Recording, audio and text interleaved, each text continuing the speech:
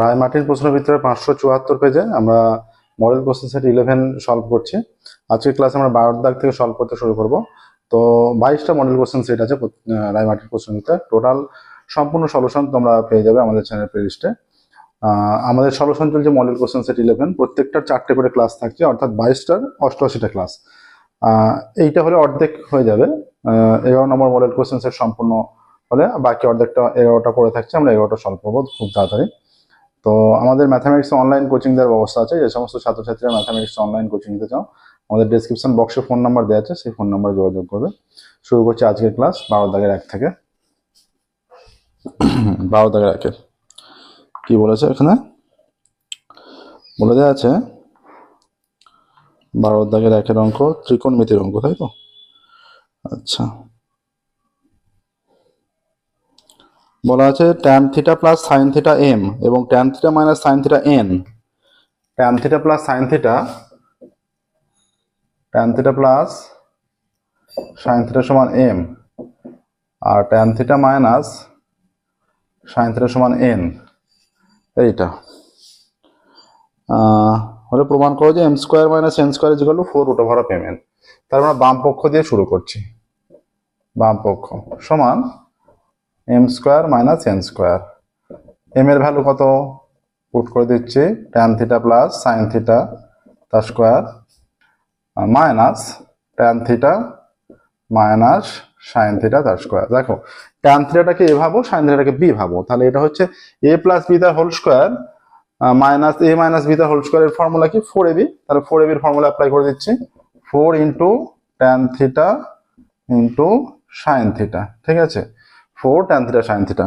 আচ্ছা, এটা হলো। এবার যদি ডান পক্ষে আমরা একটু ক্যালকুলেশন করি সেটাও পাবো, বা এখান থেকেই আনতে পারবো, এখান থেকেও চেষ্টা করলে।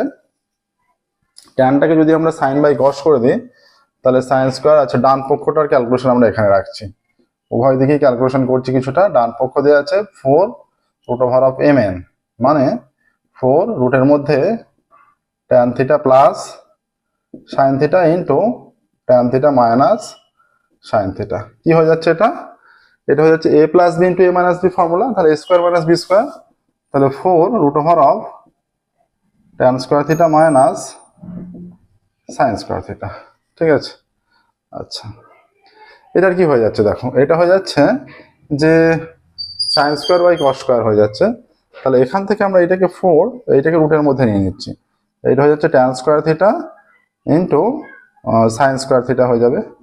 ঠিক আছে, tan square theta into sign square theta. এবার আমরা ঘুরিয়ে নিচ্ছি, দেখো এটাকে কি করছি, এই যে 4 আছে তো, tan স্কোয়ার থিটা এটাকে রাখলাম, আর সাইন মানে 1 মাইনাস কস স্কোয়ার থিটা করে দিচ্ছি। ঠিক আছে, সাইন থিটা মানে 1 মাইনাস কস স্কোয়ার থিটা করে দিচ্ছি।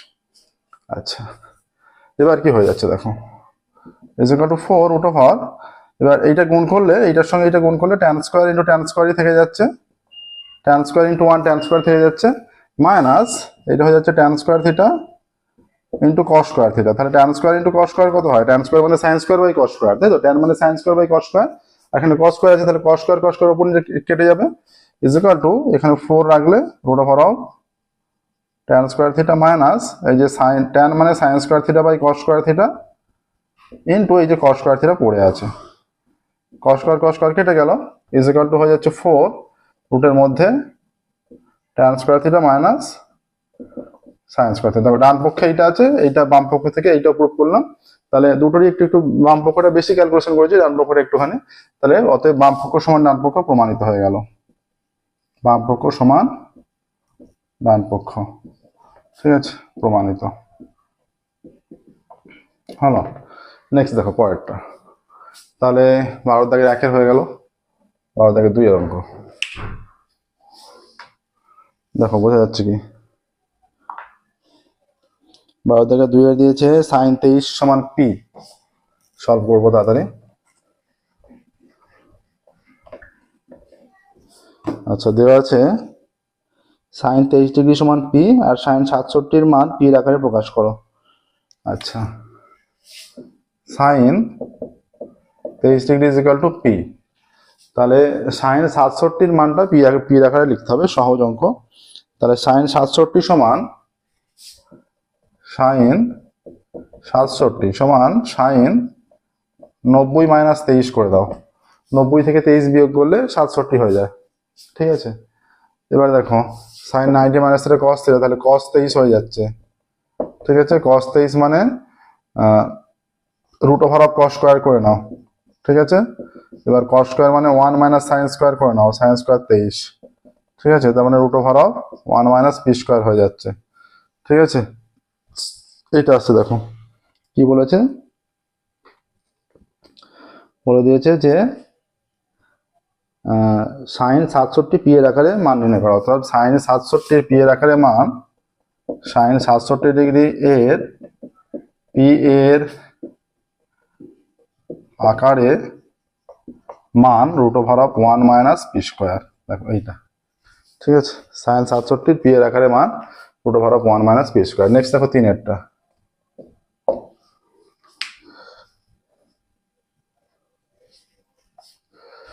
এটা একদমই সহজ অঙ্ক ছিল। তাহলে কোশ্চেন যখন চয়েস করা একটা গুরুত্বপূর্ণ বিষয়, এখানে যেমন 3টের মধ্যে একটা চয়েস করতে হবে, প্রথমটা শেষটার মধ্যে একটা চয়েস করবে, সেকেন্ডটা কিন্তু মাস্ট চয়েস করতেই হবে, আর প্রথমটা শেষটার মধ্যে একটা, কারণ এইটা সবচেয়ে সহজ অঙ্ক ছিল যেটা এই মাত্র সলভ করলাম। আচ্ছা, নেক্সট 3-এরটা কি বলেছে দেখি, tan P theta is equal to P tan theta হলে একটা প্রমাণ করতে দিয়েছে, এটা গুরুত্বপূর্ণ অঙ্ক। Tan P theta is equal to P tan theta, তাই তো, এইটা দেওয়া আছে। ঠিক আছে, এবার যে প্রমাণটা করতে দিয়েছে দেখো, প্রমাণে শুধুমাত্র সাইন পি থিটা আর সাইন থিটা আছে, সব সাইনের আকারে, কস কোথাও কিছু নেই। তাহলে কস গুলোকে তাড়াতে হবে, বা এটা ভেঙে নাও, উভয় দিকে স্কোয়ার করে দাও। প্রথমত tan square P theta is equal to P square tan square theta হলো, বা এটাকে ভেঙে দাও, sine square P theta by cos square P theta is equal to P square sine square theta by cos square theta. যে প্রমাণটা যদি দেখাতে বলেছে sine square P theta by sine square theta, ওখানে কিন্তু কসের কোনো চিহ্ন নেই, তাহলে কস একটাও রাখলে হবে না, কসটাকে পুরোপুরি তাড়িয়ে দেবো। তাহলে এখানে দেখো, এইখানে sine square P theta by 1 minus sine square P theta হয়ে যাবে, এটা P square sine square theta by 1 minus sine square theta হলো। এবার কোনাকুনি গুণ করছি আমরা, এইটা হয়ে যাচ্ছে, এইটার সঙ্গে এইটা গুণ করলে sine square P theta minus sine square P theta sine square theta সমান p square sine square theta minus P square sine square theta sine square P theta. ঠিক আছে, এবার পি সাইন স্কোয়ার পি থিটার ফর্মটা কি আছে, sine square P theta by sine square theta, তাহলে P গুলোকে আগে দিকে, সাইন স্কোয়ার পি থিটা গুলোকে আগে দিকে নিয়ে যাচ্ছি, বা এইটা আছে সাইন স্কোয়ার পি থিটা, এইটাও তাই আছে minus sine square P theta sine square theta, আর এইটা plus p square sine square P theta sine square theta সমান p square sine square theta. এইগুলো থেকে sine square P theta common নিয়ে নাও, এখানে 1 পড়ে আছে মাইনাস সাইন স্কোয়ার থিটা পড়ে আছে প্লাস পি স্কোয়ার পড়ে আছে। ঠিক আছে, এইটা আছে। আচ্ছা, এই ডান দিকে কি পড়ে আছে, আচ্ছা এইটা যে ফর্মটা আমাদের সাজাতে হবে,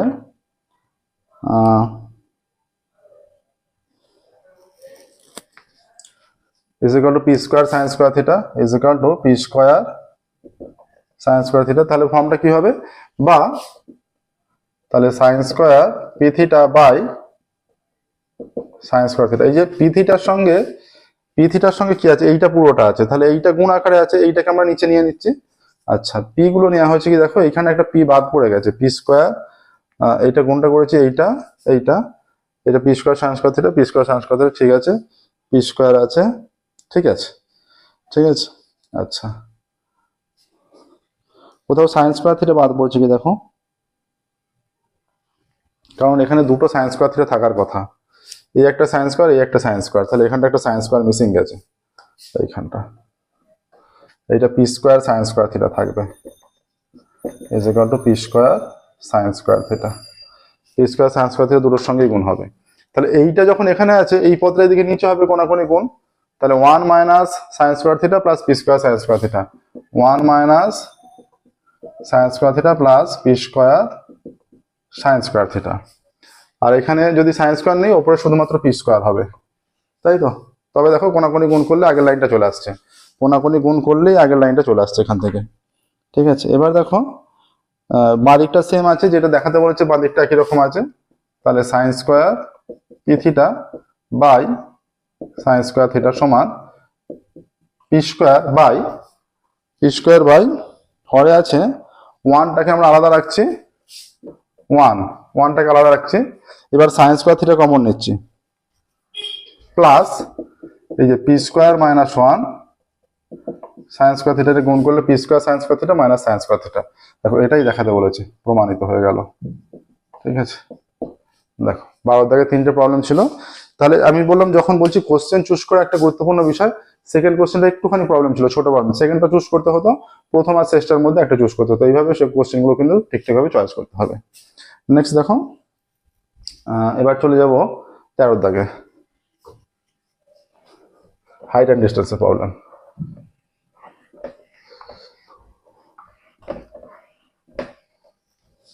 আজকের পর আর একটা ক্লাস হলে মডেল কোশ্চেন সেট 11 কমপ্লিট হয়ে যাবে।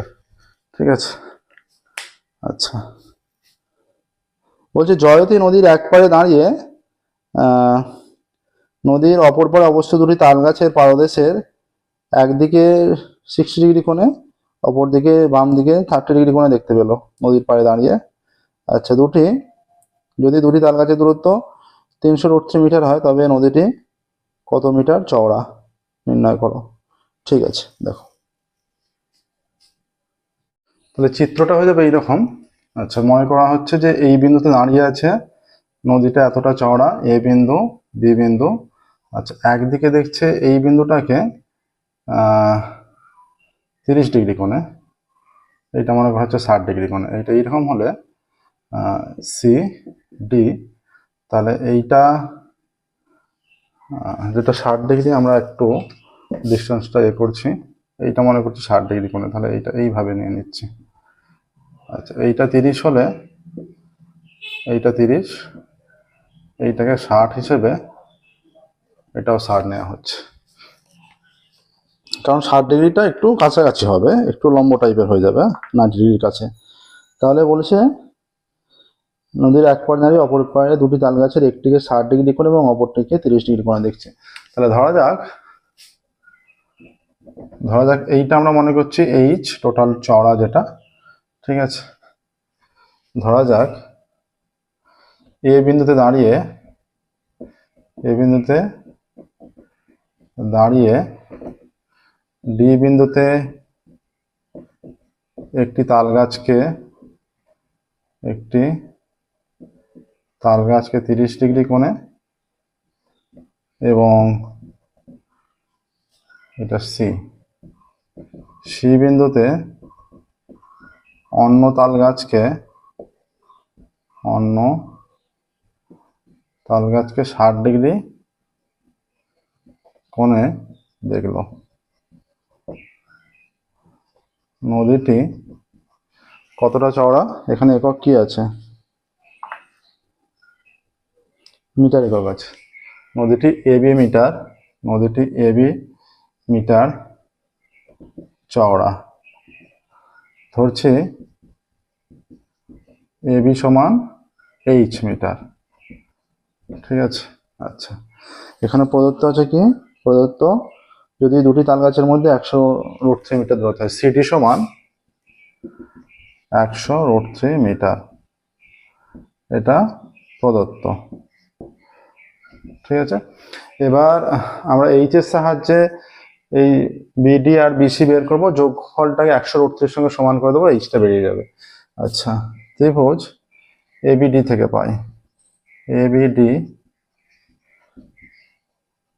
পাই, তাহলে আচ্ছা কোণগুলোকে উল্লেখ করো।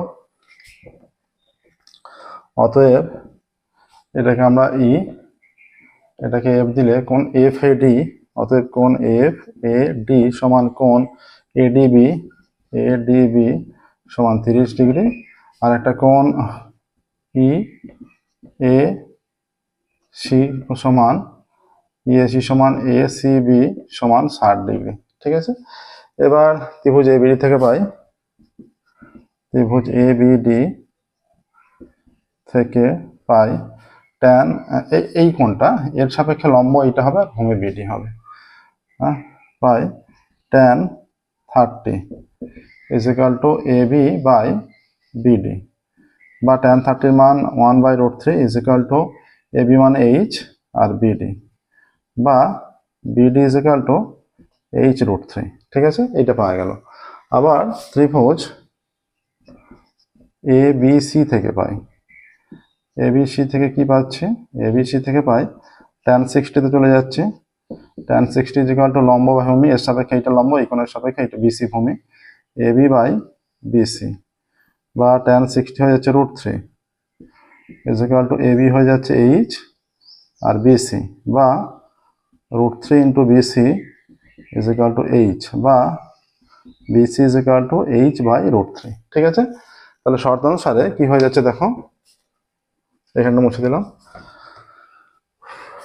অতএব CD is equal to BC plus BD, ঠিক আছে, ইজ ইকুয়াল টু বিসি সমান হয়ে যাচ্ছে h/√3 প্লাস h√3 সমান √3 লসাগু করলে h plus 3h is equal two 4h/√3। ঠিক আছে, 4h/√3। তাহলে তাল গাছ শর্ত অনুসারে এটা 100√3 বলা আছে, তাহলে শর্ত অনুসারে হয়ে যাচ্ছে, শর্ত অনুসারে এখানে আবার বলে দেওয়া আছে যে তাল গাছ দুটির মধ্যে দূরত্ব 100√3 মিটার, তাহলে এটা সমান করে দেবো 4h/√3 ইজ ইকুয়াল টু 100√3, বা h is equal two 100√3 into √3/h, √3/h নয় 4, হ্যাঁ, তাহলে বা h ইজ ইকুয়াল টু এটা দুটো √3 গুণ হয়ে 3 হয়ে গেল বাই 4 দিয়ে গেলে 25 হয়ে যাচ্ছে, বা h ইজ ইকুয়াল টু 75। তাহলে আমরা ধরেছিলাম যে নদীটা h মিটার চওড়া, তাহলে অ্যান্সারটা লিখে দেবে নদীটি 75 মিটার চওড়া। ঠিক আছে, এটাই অ্যান্সার এসে গেল। অতএব নদীটি 75 মিটার চওড়া। দেখো হলো। নেক্সট দেখো 13 দাগে রাখের হয়ে গেছে, 13 দাগে 2 একটা।